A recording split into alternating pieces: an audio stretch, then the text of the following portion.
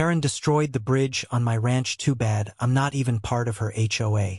Jake Thompson had lived on his 40-acre ranch for 2 decades. A quiet man who kept to himself.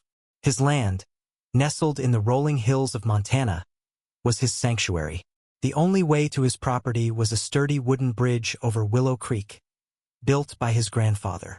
It was more than a crossing, it was a symbol of his family's resilience. But then came Karen Whitaker, the self-appointed enforcer of the Pineview Homeowners Association, a gated community 5 miles away. Karen had a knack for control, her clipboard a scepter, her voice a whip.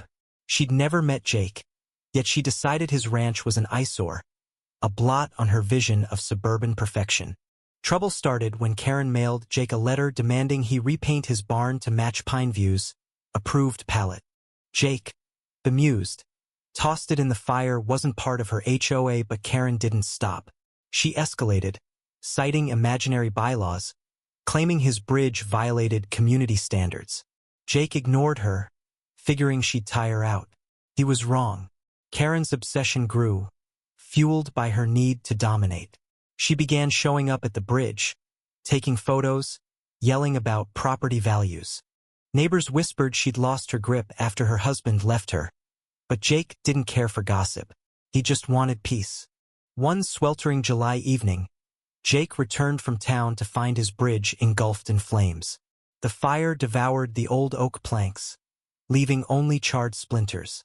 Karen stood across the creek, her SUV idling, a triumphant smirk on her face. "This is what happens when you defy the community," she shouted. Jake's blood boiled. He waded through the creek, his boots sinking in mud, and confronted her. "You burned my bridge? You're insane."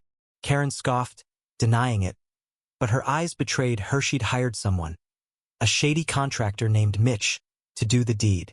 Jake clenched his fists, his voice shaking. "I'm not in your damn HOA, Karen. You've got no power here." The standoff drew a crowd. Pineview residents, curious and uneasy, gathered on the road. Among them was Old Man Carver, a reclusive former rancher who rarely left his cabin. Carver limped forward, his cane tapping the dirt, and fixed Karen with a steely gaze. "You think you're the law, girl? You don't know what you've done."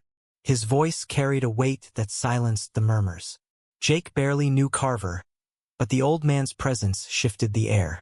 Karen faltered, her bravado cracking. "This doesn't concern you," she snapped. Carver chuckled darkly. "That bridge? My brother helped build it. You didn't just burn Jake's way home, you burned a piece of this town's soul." The twist came like a gut punch. Carver revealed Karen's contractor, Mitch, was his estranged grandson. He'd overheard Mitch bragging about the job at a bar, oblivious to the bridge's history. Carver's voice broke as he spoke of his brother, who'd died defending that land decades ago. The crowd turned on Karen, their whispers now accusations. She stammered, deflecting blame, but her authority crumbled. Jake, though, felt no victory. His bridge was gone, his solitude shattered. He looked at Karen, not with hate, but pity. "You thought you'd win," he said quietly. "But you've just made enemies of everyone." Days later, the sheriff ruled the fire arson but lacked evidence to charge Karen. She fled Pineview, her reputation in tatters. Jake rebuilt the bridge, plank by plank, with help from neighbors he'd never spoken to before. Carver, too, showed up, his cane traded for a hammer, his silence a kind of atonement. Yet the victory was hollow. Jake's sanctuary felt tainted, the creek's gentle murmur now a reminder of loss. Karen's act hadn't just destroyed a bridge, it had fractured a community, exposing fault lines of pride, control, and unspoken grief. As Jake stood on the new bridge, he wondered if Karen had ever grasped the cost of her crusade. He doubted it.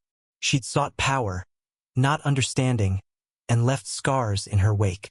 The rancher, the recluse, and the town bore them together, bound by a shared wound. What do you think was Karen's downfall, justice, or just another tragedy in a divided world?